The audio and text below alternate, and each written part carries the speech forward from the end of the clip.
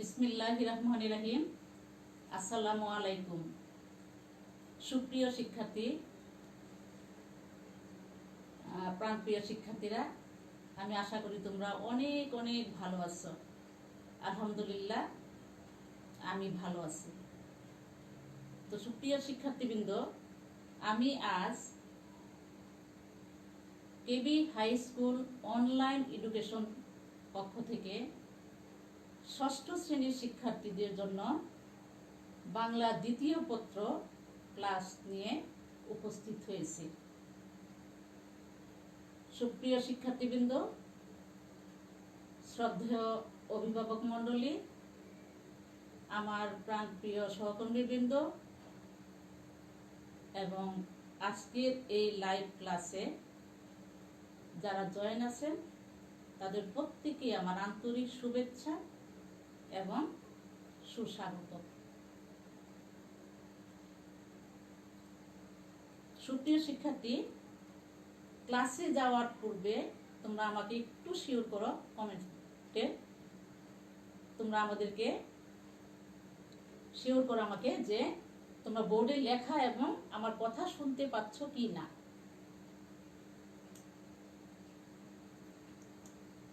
ওকে, প্রিয় শিক্ষার্থীবৃন্দ, তাহলে চলো আমরা মূল পাঠে চলে যাই। আজকে আমি তোমাদের বাংলা ব্যাকরণ ও নির্মিতি বই থেকে চতুর্থ অধ্যায়ের বাক্যতত্ত্ব পড়াবো। তো এটা পড়াতে গিয়ে তোমাদের বইয়ের সংখ্যাগুলি সুস্পষ্টভাবে লেখা না, একটু এলোমেলো।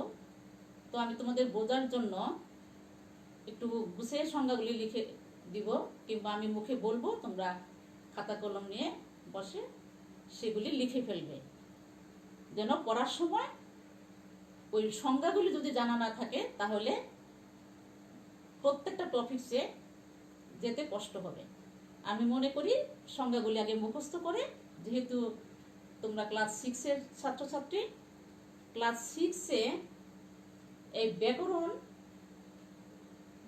ব্যাকরণের ভিত্তিটা অর্জন হয় কিন্তু 6-7, এরপরে এইটার উপরে ভিত্তি রেখেই তোমরা ভালোভাবে ব্যাকরণের পারদর্শী হতে পারবে। এর জন্য আমি বলি যে 6 থেকে বাংলা ব্যাকরণটা গুরুত্ব দিবে এবং এই 6-এই সংজ্ঞাগুলি, ব্যাকরণের যে বিষয়গুলো সংজ্ঞা, সেই সংজ্ঞাগুলি মুখস্থ করে তোমরা পড়তে চেষ্টা করবে। তো চলে যাই আমরা। আমাদের আজকে বিষয়বস্তু হলো বাক্যতত্ত্ব।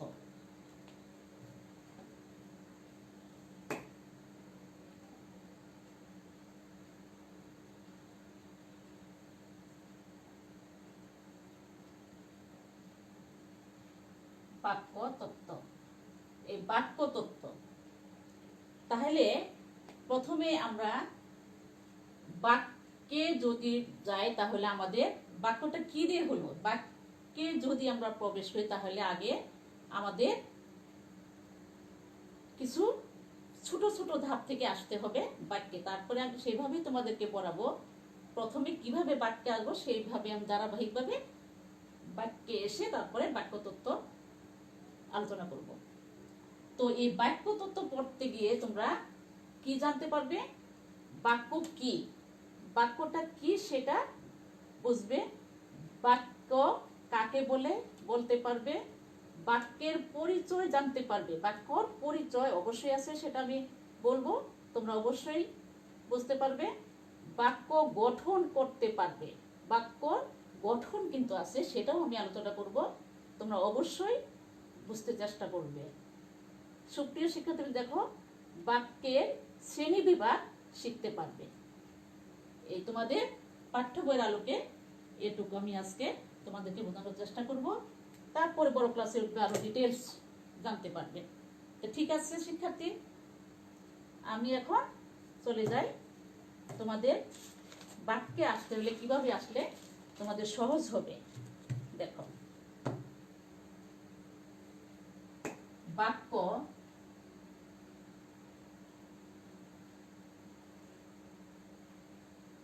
বাক্যটা আসতে হলে প্রথমেই আমরা কি বলবো, ধ্বনি।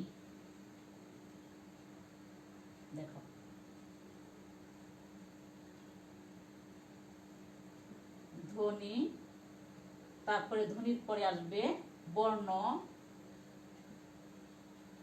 বর্ণ, বর্ণ থেকে শব্দ,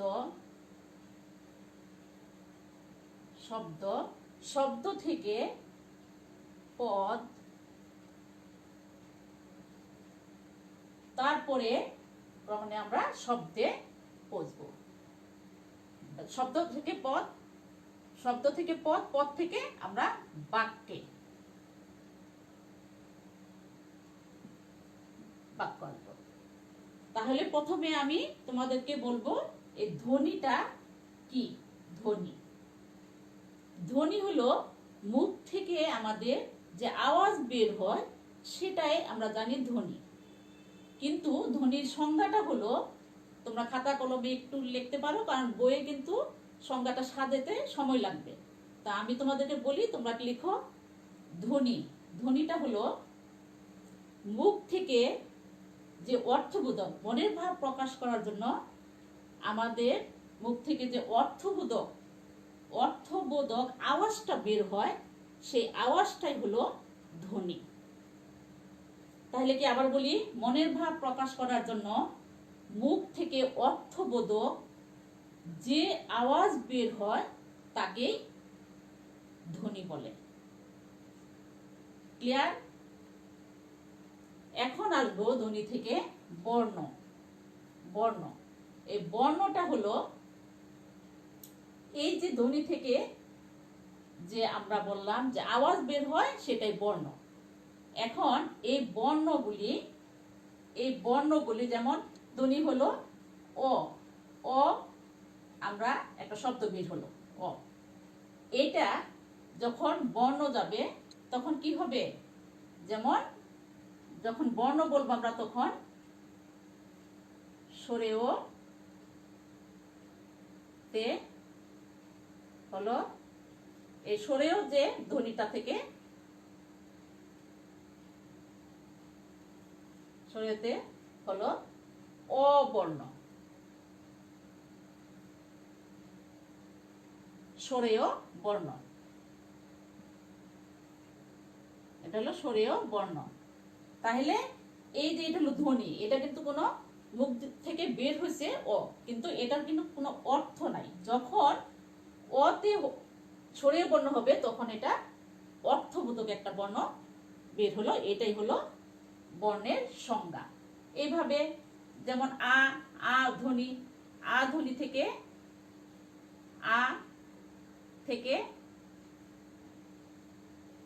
আ থেকে কি বর্ণ হবে বলো? আ থেকে সরায়া বর্ণ।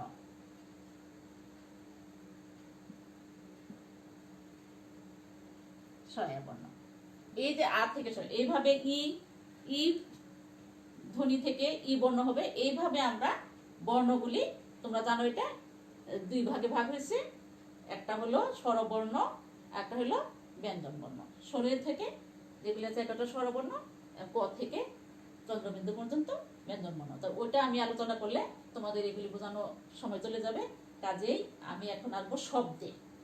এই যে আমরা বর্ণ পেলাম, বর্ণ পেলাম, ধ্বনি পেলাম, এখন শব্দ। শব্দটা কোথা থেকে আসছে? এই যে বর্ণ, অর্থবোধক যে ধ্বনি উচ্চারণ হয় সেটা বর্ণ, বর্ণ থেকে শব্দে আসবো। শব্দ হলো কতগুলি বর্ণ পাশাপাশি বসে যখন অর্থ প্রকাশ করবে, কতগুলি বর্ণ পাশাপাশি বসে যখন অর্থ প্রকাশ করবে তখন তাকে শব্দ বলবে। যেমন ধরো আ একটা বর্ণ, আ একটা বর্ণ বললাম, আরেকটা বর্ণ আমি ব্যঞ্জন বর্ণ থেকে নেই, ম। তাহলে কি হলো? আম। আমটা একটা শব্দ হলো, এটার অর্থ প্রকাশ করছে। তাহলে আম হলো একটা শব্দ। তাহলে আমটা কিভাবে হলো? এই যে একটা বর্ণ আ বর্ণ, এই যে একটা ম বর্ণ, এই দুইটা বর্ণ একত্র হয়ে অর্থ প্রকাশ করছে, তখনই তাকে আমরা শব্দ বলবো। তাহলে এটা ক্লিয়ার? ওকে, তাহলে গেল শব্দ। এখন শব্দ পেলাম আমরা, পদ। পদ কোথা থেকে আসে, কিভাবে হয়? পদ, পদ হলো বাক্যের অন্তর্গত প্রতিটি শব্দই হলো পদ। এই যে শব্দ হলো আম, এখন এটাকে যদি আমি বলি ম লিখি আগে, পরে যদি আ লিখি, তাহলে কি হলো? এটা কোনো অর্থ প্রকাশ করলো? ম, কোনো অর্থ নাই এটা, কাজে এটা শব্দ হলো না। তাহলে পদ হবে কতগুলি, কি যে বাক্যে যে শব্দগুলি ব্যবহার করা হয়, বাক্যে ব্যবহৃত, বাক্যে যখন ব্যবহার করা হবে তখন অর্থ ছাড়া কোনো শব্দ দিয়ে বাক্য হয় না। তাহলে বাক্যের অন্তর্গত পদগুলি, অর্থাৎ বাক্যে যখন অবস্থান করবে পদগুলি, তখন অবশ্যই অর্থবোধক হবে। সেই অর্থবোধক শব্দগুলি কি হবে? পদ হবে। তাহলে পদের সংজ্ঞা কি? পদের সংজ্ঞা হলো, পদ হলো যখন বাক্যে ব্যবহৃত পদ, অর্থাৎ বাক্যের অন্তর্গত প্রত্যেকটি শব্দই হবে এক একটি পদ। বাক্যের অন্তর্গত প্রত্যেকটি শব্দকে এক একটি পদ বলবে। বাক্যের অন্তর্গত প্রত্যেকটি শব্দই এক একটি পদ। যখন বাক্যে যাবে অবশ্যই অর্থ নিয়ে বাক্যে সজ্জিত হয়। তাহলে পদ, এখন প্রাথমিক ধারণা আমাদের চলে গেল। এখন আমরা আসবো বাক্য। তাহলে বাক্য কাকে বলে? এখন বাক্য, বাক্য হলো মানুষের মনের ভাব প্রকাশ করার জন্য। আমরা কি করব? মনের ভাব প্রকাশ করার জন্য, সম্পূর্ণভাবে মনের প্রকাশ করার জন্য যে সকল শব্দ পাশাপাশি বসে সম্পূর্ণ মনের ভাব প্রকাশ করবে, তখন তাকে বাক্য বলবে। বাক্য হলো কতগুলি? এক বা একাধিক শব্দ পাশাপাশি বসে যখন আমাদের মনের ভাব সম্পূর্ণভাবে প্রকাশ করবে, তখন তাকে বাক্য বলবে। তাহলে যেমন ধরো, আমি বাগান করতে পছন্দ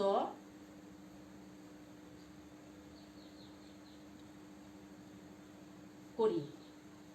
এই যে দেখো, এখানে আমি আমার কি পছন্দ প্রকাশ পেল। কি পছন্দ করি? বাগান করতে। এই যে পাশাপাশি বসে একটা বাক্যটা সম্পূর্ণ অর্থ প্রকাশ করছে, এর জন্য এটা একটা সঠিক বাক্য।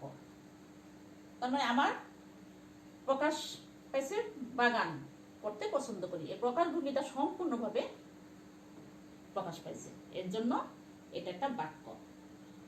তো এখন আমরা আসবো বাক্য। একটু ক্লিয়ার শিক্ষার্থী বন্ধুরা? অবশ্যই বুঝতে পারছো। তাহলে আমি আর একটু আগাবো এখন। তো এখন আমাদের বাক্য সম্পর্কে আমাদের সম্যক ধারণা আশা করি তোমরা পেয়েছো। এখন আসবো আমরা বাক্য তত্ত্বে। এখন এই বাক্য তত্ত্বটা কি সেটা আমি বলবো। বাক্য তত্ত্ব হলো,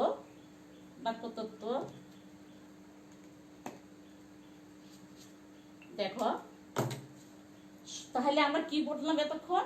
যে বাক্যের সার্থকতা হয় সম্পূর্ণ অর্থ প্রকাশ, তাই না? তাহলে এই যে বাক্যের যে সার্থকতা কোথা থেকে পেলাম আমরা এটা পেলাম শব্দের প্রয়োগের মাধ্যমে। যেমন শব্দ প্রয়োগ, শব্দ উল্টা দিকে যদি প্রয়োগ করি অর্থ ছাড়া, তাহলে এটা বাক্য হবে না। তো বাক্য তত্ত্বটা হলো শব্দের সার্থকতা বাক্যে প্রয়োগ করার মাধ্যমে জানি আমরা। আর যেমন পড়া একটি শব্দ, এটা দিয়ে আমি দেখো কিভাবে বাক্য তত্ত্ব প্রয়োজনটা কি। যেমন পড়া, দেখো পড়া একটি শব্দ, তাই না?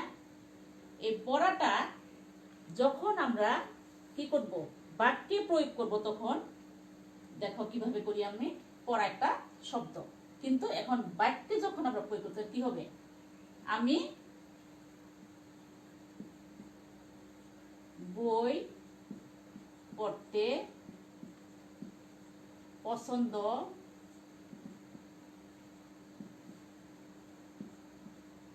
করি, গেল। এখন পড়া থেকে পড়তে হলো, কারণ এটা এটা একটা বাক্যে এটা প্রয়োগ করতে গেলে এখানে একটা বিভক্তি, এটা বিভক্তি তোমাদের বই একটা চার্ট আছে, সেটা মুখস্থ অবশ্যই করতে হবে। এটা বিভক্তি যুক্ত হয়ে এটা পড়াটা এইভাবে কি হলো, শব্দটা পড়তে বসিত হয়ে পড়তে হিসেবে, দেখো পড়তে বসে এখানে আমি সম্পূর্ণ বাক্যটা সম্পূর্ণভাবে শেষ করলাম এবং অর্থ প্রকাশ করলো, সুস্পষ্ট অর্থ। তাহলে এই পড়াটা এখানে প্রয়োগ করলাম এইভাবে। আরেকটা দেখো, ছাত্র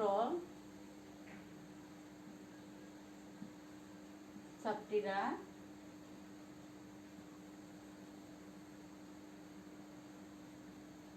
বই দিলাম, ছাত্রছাত্রীরা পড়ালেখায়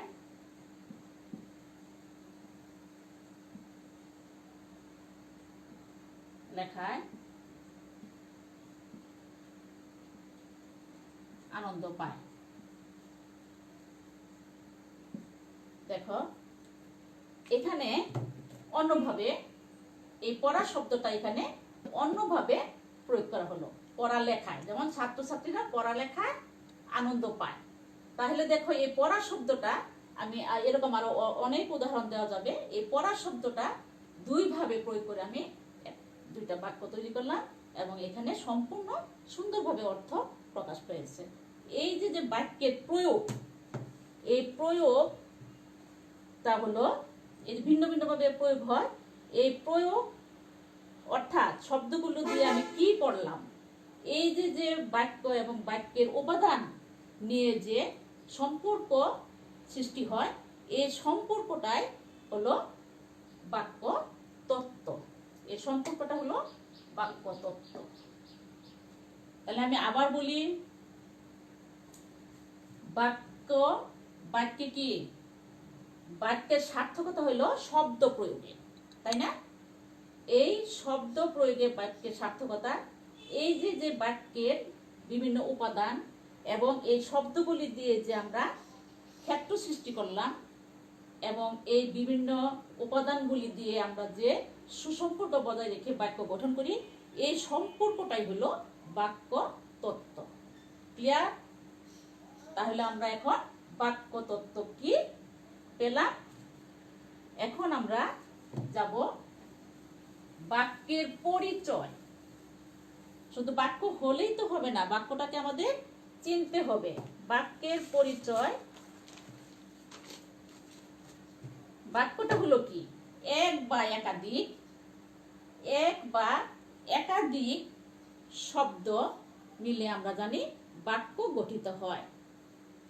তো এক বা একাধিক শব্দ মিলে যখন বাক্য গঠিত হয়, তাহলে আমরা এখানে বলি, দেখো আমি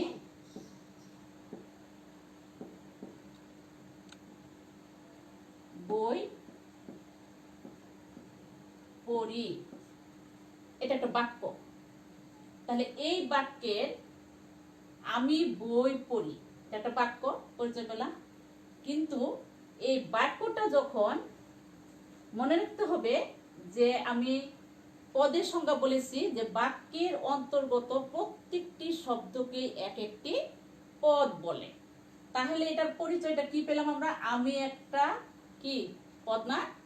অবশ্যই, কারণ যখনই বাক্যে শব্দগুলি বাক্যে অবস্থান করবে এবং অর্থবোধক যখন আমরা একটা বাক্য ব্যবহার করি, তখন এই প্রত্যেকটি শব্দই হবে এক একটি কি পদ। তাহলে বাক্যর পরিচয়টা আসতেছে না? যখন বাক্যে ব্যবহার তখন পদ হয়ে যাবে। তাহলে দেখো এখন আমি যদি বলি, তাহলে বাক্যে যখন আমরা কি মনে রাখবো, বাক্যে যখন শব্দগুলি অবস্থান করে তখন তাকে কি বলবে, পদ, এক একটি পদ বলবে, তাই না? এই যে পদ, এখন এই পদ হলো কি গঠিত, পদ কিভাবে গঠিত হয়? পদ গঠিত হবে, পদ সমান, পদ হলো শব্দ, শব্দ, এই যে শব্দ, আমি একটা শব্দ, শব্দ যোগ বিভক্তি, বিভক্তি। এই দেখো, এখন বাক্যের ক্রিয়াপদ কোনটা? পরি। এই ক্রিয়াপদকে নিয়ে দেখো, পরি। এখন পরির মধ্যে দেখো কি আছে, ক্রিয়াপদটা নিয়ে আলোচনা করলাম। পরি সমান কি হলো? পর, পর, এটা ক্রিয়াপদ। এটা নিয়ে আর আলোচনা তোমাদের বড় ক্লাসে হবে। ক্রিয়া মূলকে ধাতু বলে, এটা তোমাদের বই নাই, এখন আমি এটা বলবো না। পর একটা, পরি একটা ক্রিয়াপদ, এটা পর শব্দ যোগ ই, ই, এই যে পর যোগ ই মিলেই হলো পরি। এই বাক্যে পরিটা হচ্ছে ই। কারণ কেন? আমরা জানি বাক্যে যখন শব্দগুলি অবস্থান করে তখনই প্রত্যেকটা শব্দ এক একটা পদ হিসাবে গণ্য হয়। তাহলে পরি একটা কি? পদ। এটা হলো বাক্যের পরিচয়। বাক্যে যখন আসবে শব্দগুলি তখনই এক একটা পদ হিসাবে পরিচিতি লাভ করবে। তাহলে পরিটা কিভাবে হলো? পদের, তাহলে সূত্রটা কি? পদের সূত্র হলো শব্দ যোগ বিভক্তি। শব্দের সাথে যখন বিভক্তি যুক্ত হয় তখনই পদ হয়। তাহলে বিভক্তি যুক্ত হয়ে বাক্যে বসে। ক্লিয়ার? এখন গেল এটা বাক্যের পরিচিতি। এইভাবে, হ্যাঁ, আরেকটা প্রশ্ন আছে, আমি, আমি, বই। তাহলে এটা তো প্রশ্ন উঠবে যে পরি, শুধু পরি কেন নিলাম আমি? ক্রিয়ার মূল, এটা পরি।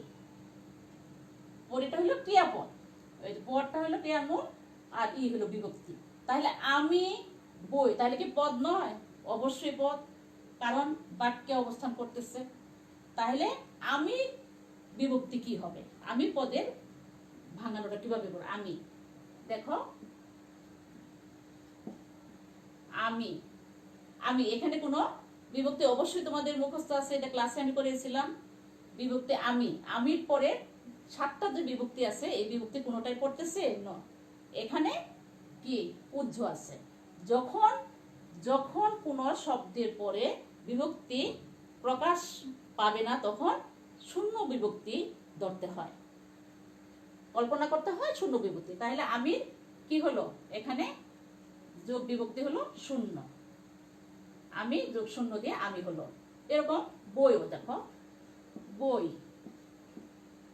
বই, বইয়ের পরে কোনো বিভক্তি আছে না, এটা কল্পনা করতে হবে কি বইয়ের পরে শূন্য বিভক্তি, শূন্য বিভক্তি।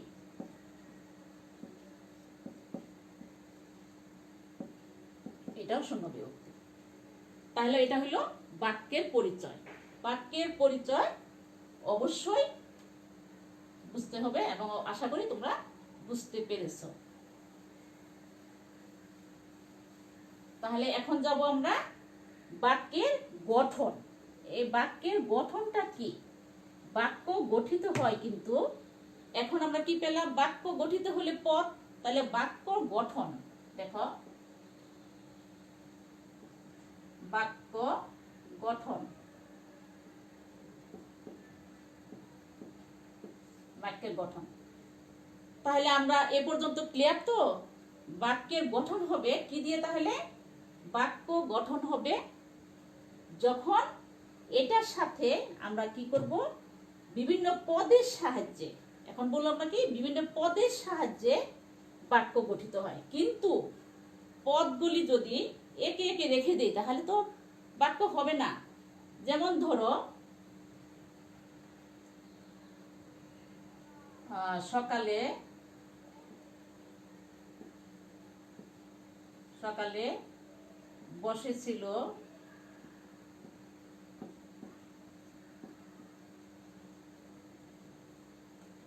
করিম,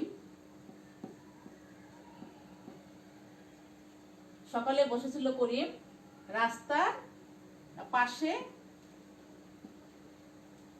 রাস্তা।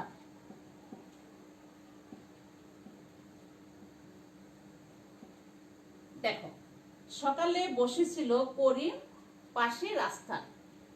এই যে আমি এইটাও একটা পদ, কারণ পদের গঠনই হলো যখন বাক্যে প্রবেশ করবে শব্দগুলি তখন এক একটা পদ হয়ে যাবে।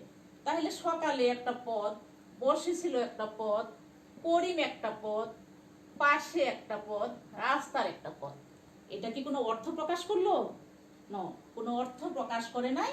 এবং এটা সুশৃঙ্খলভাবে সুবিন্যস্তভাবে শব্দগুলি আমরা সম্পর্ক বজায় রেখে বসাইনি, যার জন্য এটার কোনো অর্থ প্রকাশ পায়নি। তাহলে বাক্যর গঠনটা কি হবে? নিশ্চয়ই গঠন আছে, সেটা দেখো। বাক্যের গঠন হলো, তবে সকল ভাষায় কিন্তু গঠন একরকম নয়। কারণ ইংরেজিতে যেমন বলি আমি আই ট্রাইস, দেখো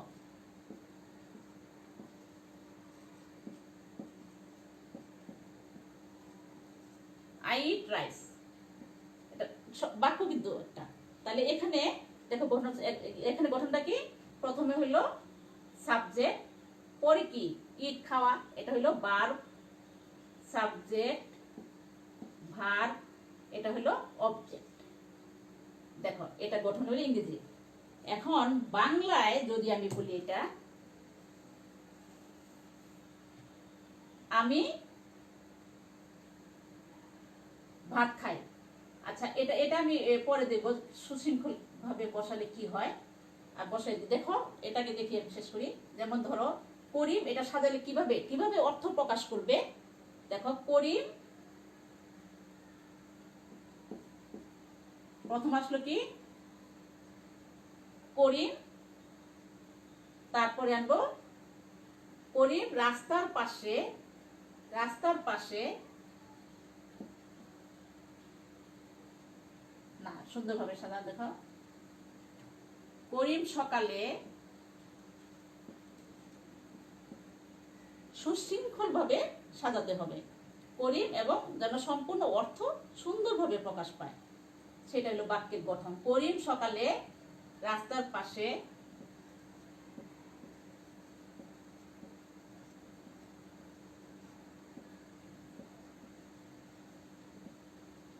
পাশে বসেছিল।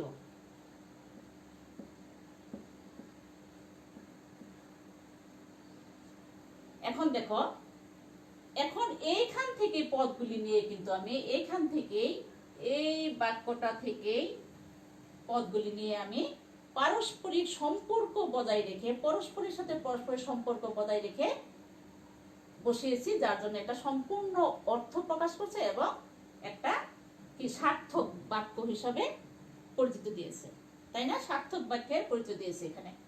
তাহলে আমরা এই বাক্যের যে সার্থক বাক্য নিলাম, কিভাবে নিলাম? যেমন ইংরেজি বাক্যটাতে আমি বললাম যে প্রথমে সাবজেক্ট আসছে, তারপরে ভার্ব আসছে, তারপরে অবজেক্ট আসছে। এখানে দেখো কিভাবে আসলো। প্রথমে কি আসে? প্রথমে আসে, যেমন ওই সেন্টেন্সটা দেখো ইংরেজির সাথে, আমি ভাত খাই। দেখো আমি, একটু সহজ বাক্য দিয়ে বুঝিয়ে দিই। এখানে পদ একটা, দুইটা, তিনটা, চারটা, পাঁচটা পদ, আমি তিনটা পদ দিয়ে তোমাদেরকে বুঝিয়ে দিই। আমি ভাত খাই, আমি ভাত খাই। দেখো এটা কিভাবে গঠন হলো। আমি কি? আমি হইলো সাবজেক্ট, আমি হইলো কর্তা,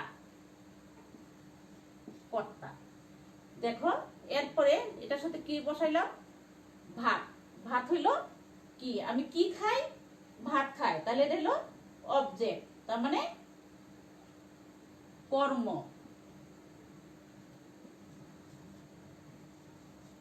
কর্ম যোগ এটা কি? খাই, ক্রিয়া, খাই ক্রিয়া,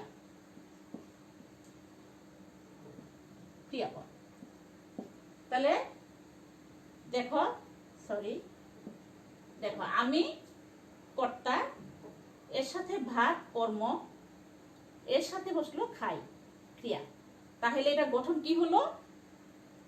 বাংলা ভাষায় আমাদের বাক্যের গঠনটা হলো কর্তা যোগ কর্ম যোগ ক্রিয়া। এটাকে সংক্ষেপে কি বলবে? তাহলে ইংরেজি সেন্টেন্সে যেমন আমি দেখাইলাম যে সাবজেক্ট যোগ ভার্ব যোগ অবজেক্ট। এখন হবে সাবজেক্ট, কর্তা, কর্ম, ক্রিয়া। তাহলে সূত্র হলো, বাক্যগত সূত্র হলো কর্তা, কর্ম, তারপরে ক্রিয়া। এখন এটাকে সংক্ষেপে কি বলবে? সংক্ষেপে এটাকে বলে, বাক্যের গঠন শেষ হয়ে যাবে আমাদের। সংক্ষেপে বলবে এটাকে কর্তা সাবজেক্ট এস, কর্ম অবজেক্ট ও, ক্রিয়া কি হলো ভার্ব এস ও ভি। এটা হলো সংক্ষিপ্ত রূপে, সংক্ষেপে এটা ব্যবহার হয় এস ও বি। তাহলে এটা সংক্ষেপে এগুলো কি এস ও বি মানে বিশ্লেষণ করে দেখো, সাবজেক্ট, অবজেক্ট, ভার্ব, কর্তা, কর্ম, ক্রিয়া। এই হলো আমাদের বাক্যের গঠন। তাহলে আমরা কি পেলাম? বাক্য কি, দেখো তো আমরা এটা কিছু পেয়েছি কিনা। বাক্য কি পেলাম, বাক্য কাকে বলে পেলাম, বাক্যের পরিচয় জানতে পারলাম, বাক্যের গঠন জানতে পারলাম। এখন আমরা যাব কোথায়? বাক্যের শ্রেণী বিভাগ।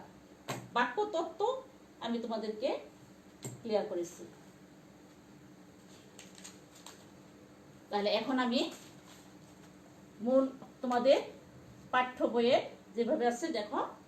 এখন বাক্য তত্ত্ব, আমরা এই বাক্য তত্ত্বটাকে দুইটি দৃষ্টিকোণ থেকে যদি দেখি তাহলে বাক্য তত্ত্ব দুই প্রকার। একটা হলো গঠনগত বাক্য তত্ত্ব, আর একটা হলো কি ভাবগত বাক্য তত্ত্ব। তাহলে তোমাদের পাঠ্য বইয়ে ক্লাস 6 এর জন্য যতটুকু দরকার ততটুকু আলোচনা হয়েছে। এখন তোমাদের বইয়ে আছে ভাবগত বাক্য তত্ত্ব।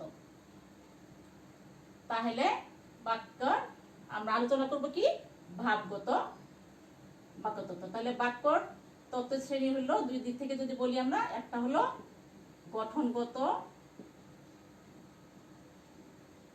বাক্য তত্ত্ব, একটু বড় ক্লাসে তোমরা ডিটেইলস বুঝতে পারবে। বাক্য তত্ত্ব। 2 নাম্বার হলো ভাবগত বাক্য তত্ত্ব।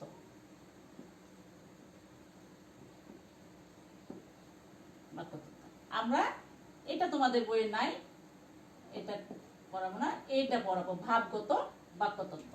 এখন ভাবগত বাক্য তত্ত্ব কত প্রকার? ভাবগত বাক্য তত্ত্ব 4 প্রকার। এটা হলো 4 প্রকার। 1 নাম্বার বিবৃতিমূলক। বিবৃতিমূলক।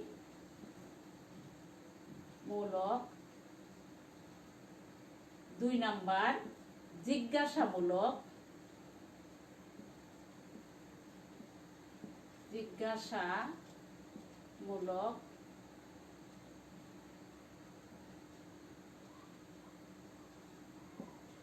আর 3 নাম্বার হলো বিস্ময়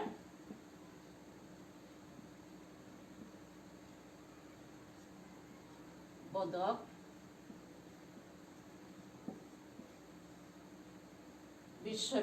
4 নাম্বার হলো কি অনুজ্ঞাবাচক।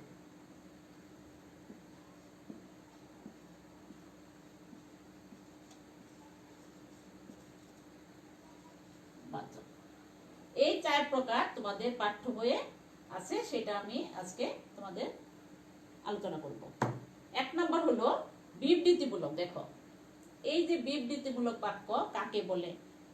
যে বাক্যে কোনো কিছু সাধারণভাবে বিবৃতি করা হয় বা নির্দেশ করা হয় সেটা হলো বিবৃতিমূলক। যে বাক্যে কোনো কিছু সাধারণভাবে বিবৃতি করা হয় কিংবা আদেশ করা হয়, নির্দেশ করা হয় সেটা হলো বিবৃতিমূলক বাক্য। তাহলে যেমন ধরো বিবৃতিমূলক বাক্য, এটা উদাহরণ।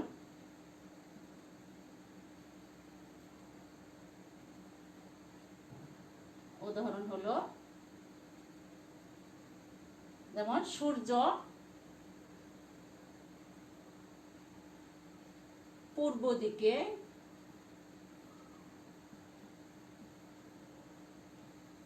ওঠে, এটা বিবৃতিমূলক। এখন এই বিবৃতিমূলক বাক্য আবার দুই প্রকার। দেখো, বিবৃতিমূলক দুই প্রকার। একটা হলো হা সূচক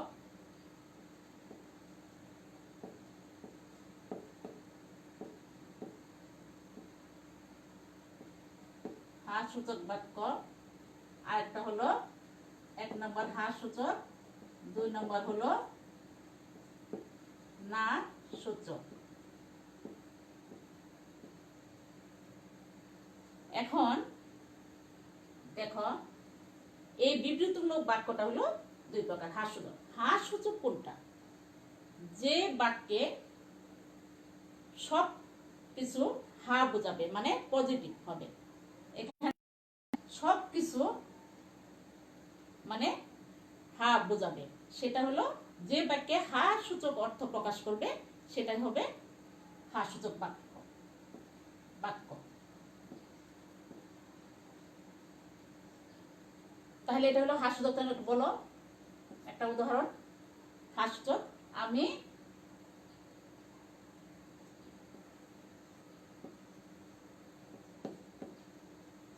আমি পড়ালেখা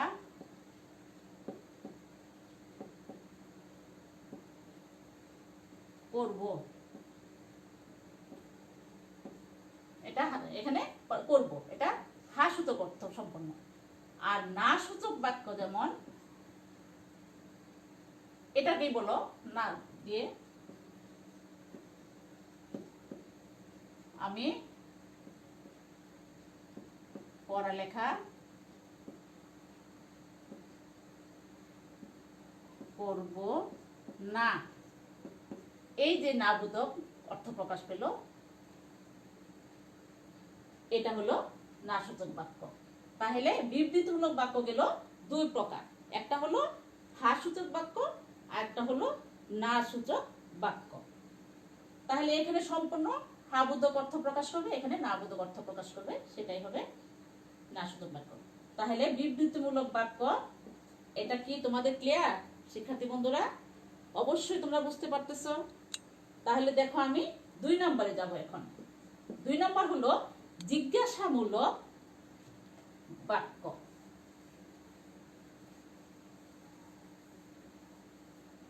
কোনো সংবাদ পাওয়ার জন্য যখন আমরা শ্রোতাকে কোনো বাক্য বলবো সেটাই হবে জিজ্ঞাসামূলক বাক্য। তার মানে শ্রোতার কাছে আমি কোনো কিছু সংবাদ পাবো, সেই উদ্দেশ্যে যে বাক্যটা ব্যবহার করব সেটা হবে জিজ্ঞাসামূলক বাক্য। যেমন ধরো, জিজ্ঞাসামূলক বাক্য, তোমরা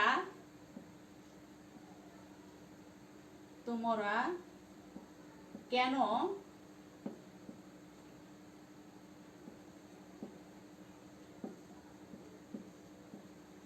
স্কুলে আসো না?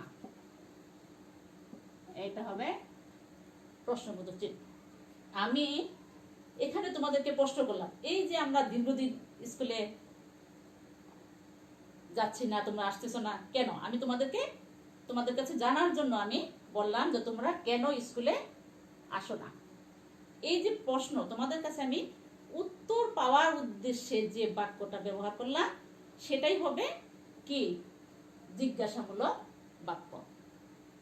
সংজ্ঞাগুলি অবশ্যই তোমরা বুঝতে পারতেছো। তার সাথে আমি একটা উদাহরণ দিচ্ছি, তোমরা এরকম আরো ভিন্ন ভিন্ন উদাহরণ দিয়ে পড়ার সময় চেষ্টা করবে যে ভিন্ন ভিন্ন উদাহরণ নিজের থেকে দেওয়ার চেষ্টা করবে।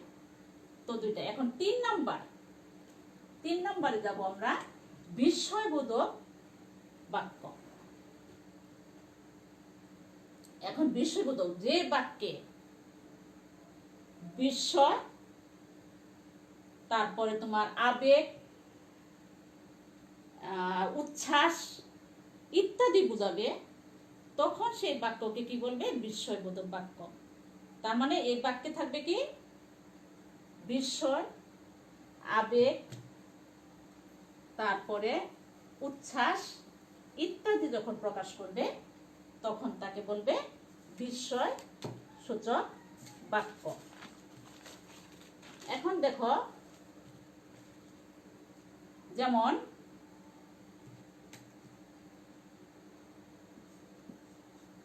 যেমন লোকটার, দেখো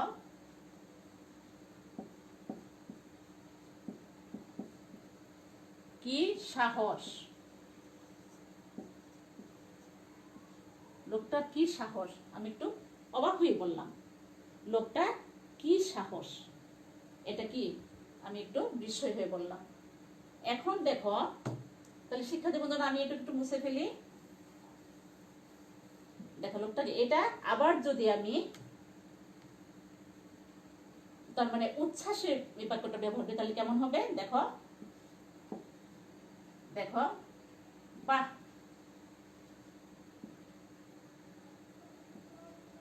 খুব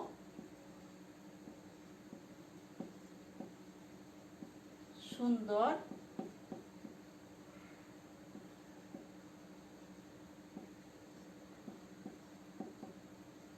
আমি বললাম বাহ, খুব সুন্দর লিখেছো তো, খুব সুন্দর লিখেছো তো। তাহলে আমি এটা কি উচ্ছ্বাস নিয়ে বললাম, কিন্তু মানে আমি মানে আবেগের চেয়েও আর বেশি আনন্দ হয়ে তোমাদেরকে এই কথাটা আবেগ দেখায় বেশি আনন্দে তোমাদেরকে বললাম যে বাহ, খুব সুন্দর লিখেছো তো। তাহলে এটা হলো কি বিস্ময়বোধক বাক্যের উদাহরণ। তাহলে দেখো, এটুকু আমরা অবশ্যই বুঝতে পেরেছি। না বুঝলে তোমরা অবশ্যই আমাকে প্রশ্ন করবে। প্রশ্ন যদি না করতে পারো কমেন্টসে কমেন্ট জানাবে, আমি অবশ্যই সেটা উত্তর দেওয়ার চেষ্টা করব। তো এখন দেখো, অনুজ্ঞা বাচক, এই অনুজ্ঞা বা 4 নাম্বার অনুজ্ঞা বাচক, আমি একটু মুছে ফেলি। অনুজ্ঞা বাচক, এই অনুজ্ঞা বাচক হলো যে ধরনের বাক্যে আদেশ, উপদেশ, আশীর্বাদ, প্রার্থনা, প্রার্থনা ইত্যাদি বোঝাবে, তখন তাকে অনুজ্ঞাবাচক বাক্য বলবে। আমি তোমাদেরকে বললাম, তোমরা এটা উপরে উঠাই 4 নম্বরের উদাহরণ, তোমরা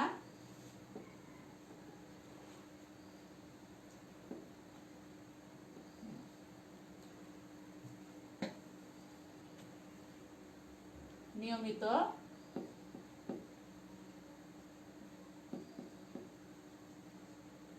পড়াশোনা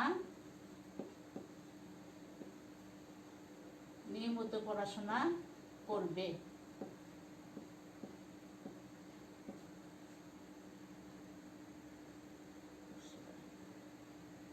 তোমরা নিয়মিত পড়াশোনা করবে,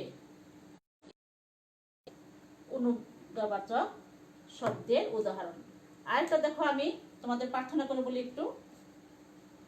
আল্লাহ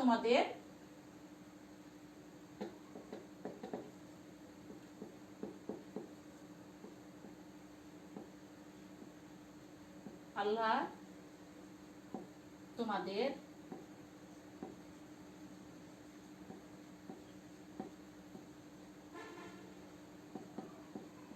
মঙ্গল করুন।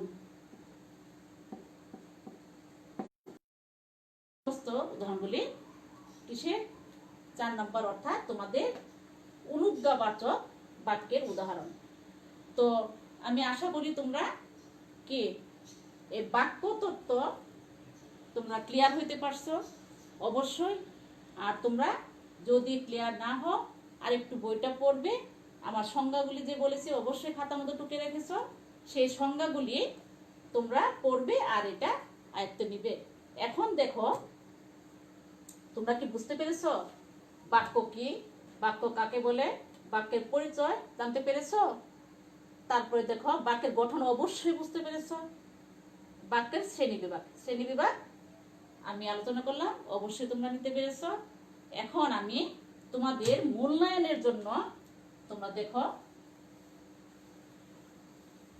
অবশ্যই দেখবে যে এই ফলগুলি তোমরা পেয়েছো কিনা। তার জন্য আমি কিছু মূল্যায়নের জন্য একটা বাক্য বলি, তোমরা লিখো। সেই বাক্যগুলি তোমরা নিজে নিজে যদি করতে পারো তাহলে বুঝবে যে বাক্য তত্ত্ব ক্লিয়ার। তাহলে সুপ্রিয় ছাত্রছাত্রীরা, আমি মূল্যায়নের জন্য কয়েকটা বাক্য বলি, লিখতে গেলে দেরি হয়ে যাবে, সময় শেষ। এখন তোমরা লিখো, আমি একটা বাক্য বারবার বলবো, তো লিখে নাও। লিখে অবশ্যই বাসায় বসে সেই বাক্যগুলি দেখবে কোনটা কোন বাক্য লিখবে। লিখে অবশ্যই তোমরা নিজেকে নিজে মূল্যায়ন করবে। লেখো 1 নাম্বার, বাংলাদেশ চিরজীবী হোক। বাংলাদেশ অবশ্যই লিখবে, কিন্তু ফাঁকি দিবে না।